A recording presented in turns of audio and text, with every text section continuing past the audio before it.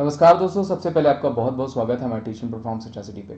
तो आज हम आपके सामने जो सेशन प्रेजेंट करने वाले हैं वो बहुत ध्यान से देखिएगा, बहुत ही इंपॉर्टेंट सेशन है। ठीक है, जिसमें मैं आपको भाषा और लिपि से संबंधित क्वेश्चन प्रेजेंट करने वाला हूँ।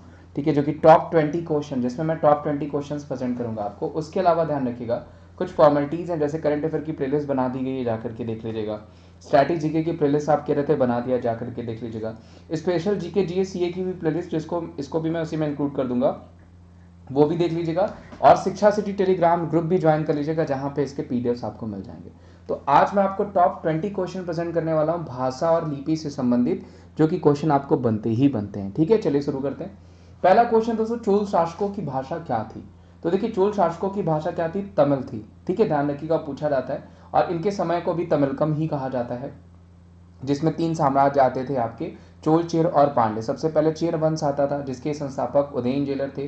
चोल वंश, जो कि प्रारंभिक चोल वंश का संस्थापक अगर पूछा जाएगा आपको, तो वो मैंने आपको बता रखा है, करी काल। ठीक है, जबकि 9वीं शताब्दी में जब चोल साम्राज्य फिर बहुत ज्यादा मजबूत हुआ, उस समय इसका संस्थापक था विजयालय। पूछा जा सकता है ये सब क्वेश्चन, ध्यान रखिएगा। उस समय इसका संस्थापक कौन हुआ?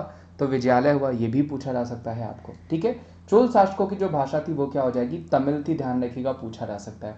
जबकि गुप्त वंश की भाषा पूछा जाएगा, गुप्त वंश की भाषा क्या थी? तो वह संस्कृत थी, पूछा जा सकता है। Golden period of Indian history क्या कहा जाता है? वो कहा जाता है गुप्त वंश, उसकी भाषा संस्कृत थी। जबकि अगर दिल्ली सल्तनत पूछा गया या मुगल काल पूछा जाएगा, तो उसकी भाषा फारसी थी, जिसके बारे में हम आगे देखेंगे। इस क्वेश्चन का आंसर क्या हो जाएगा? तमिल हो जाएगा। चोल शासकों की भाषा क्या थी? तमिल थी। जबकि इनकी कैपिटल पूछा जाएगा मंतुर, उरेयूर और तंजावुर हुआ करती थी। भारत की सबसे प्राचीन भाषा कौन सी है?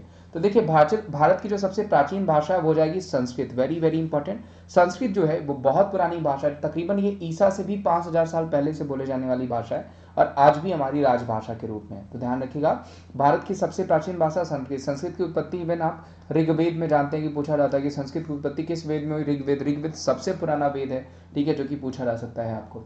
कौन सी भाषा देव भाषा है? तो संस्कृत ही क्या हो जाएगी? हमारी देव भाषा हो जाएगी। ध्यान रखिएगा, संस्कृत हमारी कौन सी भाषा हो जाएगी? तो देव भाषा हो जाएगी, जो कि आपको पूछा जाता है। पाली से देखिए, क्वेश्चन आपका इंपॉर्टेंट है कि गौतम बुद्ध ने अपने उपदेश किस भाषा में दिए थे?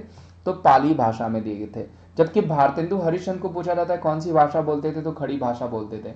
इस क्वेश्चन का आंसर संस्कृत हो जाएगा। यहाँ पे देखिए, मैंने अनशन भी मेंशन किया हुआ है, ताकि आपको तुरंत आंसर पता चल जाए और ज्यादा आपको समय ना देना पड़े। ठीक है, दक्षिण भारत की सर्वाधिक प्राचीन भाषा कौन सी हो जाएगी? तो देखिए, दक्षिण भारत की जो सर्वाधिक प्राचीन भाषा है, तमिल भाषा है। वेरी वेरी इंपॉर्टेंट, इसको शास्त्रीय भाषा भी कहा जाता है। ध्यान रखिएगा, पूछा गया है, क्लासिकल लैंग्वेज पूछा जाएगा आपको, तो कौन सी हो जाएगी? तमिल। टोटल 6 है, उनके बारे में भी मैं बताऊंगा, जिसमें तमिल सबसे पहली है।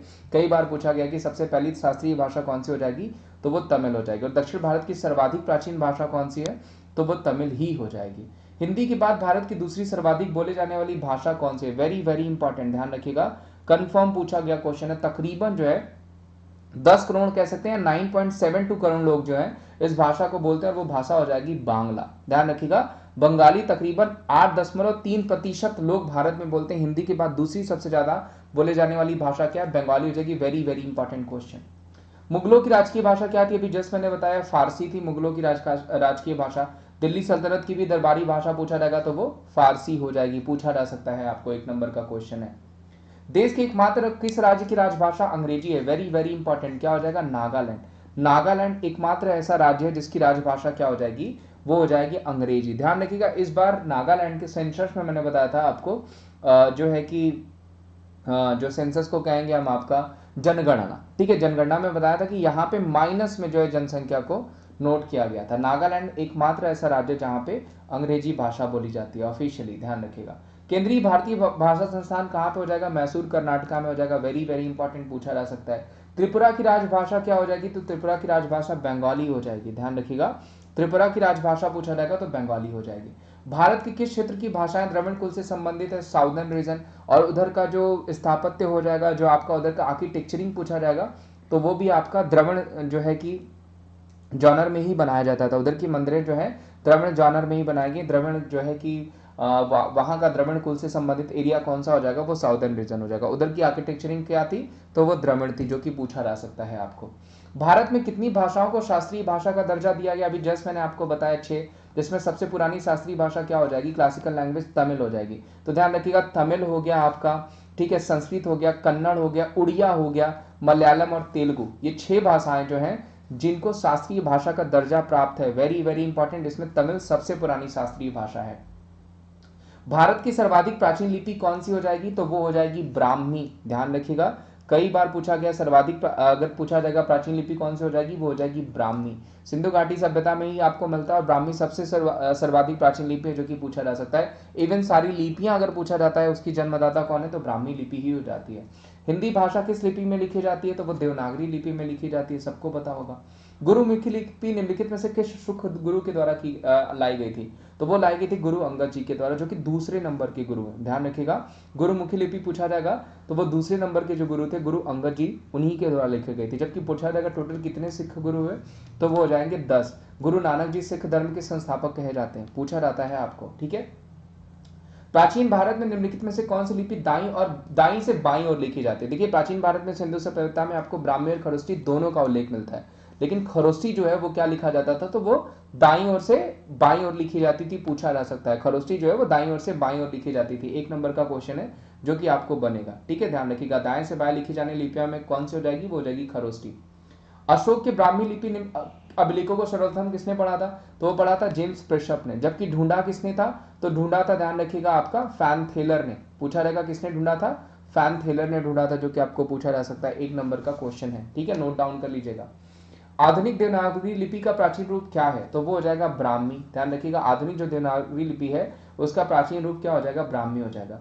पंजाबी भाषा किस लिपि में लिखी जाती है, तो वो गुरुमुखी लिपि में लिखी जाती है। इसका अगर पूछा जाएगा कि किसने इसका विकास किया, तो वो हो जाएंगे गुरु अंगद जी, जो कि दूसरे नंबर के गुरु हैं। पूछा जा सकता है, 1 नंबर का क्वेश्चन है आपको। किस लिपि के सभी लिपियों का जन्मदाता कहा जाता है, तो वो हो जाएगी ब्राह्मी। ध्यान रखिएगा, अभी जस्ट मैंने बताया था ब्राह्मी। टोटल ये 20 क्वेश्चन थे दोस्तों लैंग्वेज से संबंधित, प्लस इसमें मैंने आपको गुप्त वंश की भी भाषा बता दी, संस्कृत जो कि ऑफिशियल लैंग्वेज थी, जो कि हमारा golden period of Indian history गुप्त वंश ही कहा जाता है, उसकी ऑफिशियल भाषा संस्कृत थी। तो ये क्वेश्चन आपको पूछे जा सकते हैं, 1 नंबर के क्वेश्चन आपको जरूर बनेंगे। वीडियो अच्छी लगी होगी तो इसे जरूर लाइक करेगा, चैनल पर नए होंगे तो चैनल को जरूर सब्सक्राइब करेगा और वीडियो को जरूर ज़्यादा से ज़्यादा शेयर करेगा, ताकि इससे संबंधित क्वेश्चन मैं आपको आगे भी बता पाऊँ, इससे संबंधित टॉपिक्स भी बता पाऊँ।